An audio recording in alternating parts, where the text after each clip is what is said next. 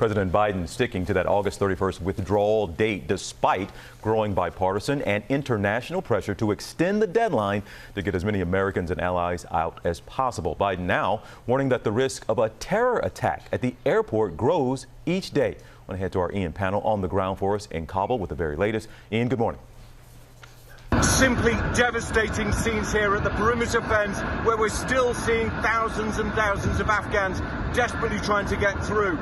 They've read the news, they've heard the news, they know that President Biden seems intent on leaving by August 31st, and they know the Taliban don't want to let them through. People are voting with their feet, crying out for help to get out of the country. This morning, many Americans and thousands of Afghans still trapped in Kabul. But President Biden standing by his August 31st deadline to withdraw all military forces, now just 6 days away. We are currently on a pace to finish by August the 31st. The sooner we can finish, the better. Each day of operations brings added risk to our troops. The president resisting pressure from G7 leaders and members of his own party to officially push back the deadline, citing the increased risk of conflict with the Taliban and terrorist attacks from ISIS in Afghanistan. Every day we're on the ground is another day we know that ISIS-K is seeking to target the airport and attack both U.S. and allied forces and innocent civilians. But Biden admitting contingency plans are being developed to adjust the timetable if necessary, saying meeting that deadline depends on continued Taliban cooperation.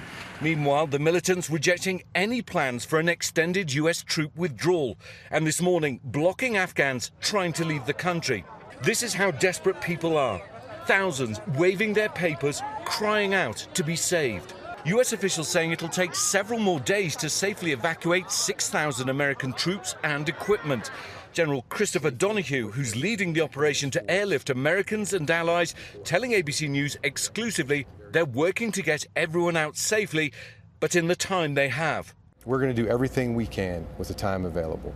And each day, we're coming up with new and innovative ways to bring people in. As chaos surrounds the airport, the U.S. military forced to use helicopters to retrieve Americans and airlift them to safety. On Monday, 16 Americans evacuated to the airport by helicopter. Days after another emergency flight where 3 Army helicopters picked up 169 Americans from a hotel nearby, dropping them onto the airfield. At the airport gate, less than 50 yards separate the last Taliban checkpoint and U.S. forces. For some, those steps could mean the difference between life and death. State Department officials processing as many as they can before the deadline.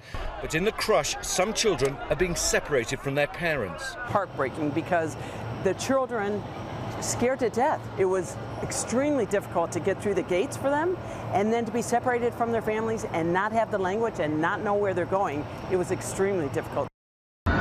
George, the clock is now ticking loudly. Only 6 days left to try and get everyone out. And from the scenes that we have witnessed, devastating scenes of people knee-deep in sewage, desperately pleading to be allowed onto the American base, I don't think everyone is going to be able to get out in time. George? Ian panel, thanks very much. Well, hey there, GMA fans. Robin Roberts here. Thanks for checking out our YouTube channel. Lots of great stuff here. So go on, click the subscribe button right over here to get more of awesome videos and content from GMA every day, anytime. We thank you for watching, and we'll see you in the morning on GMA.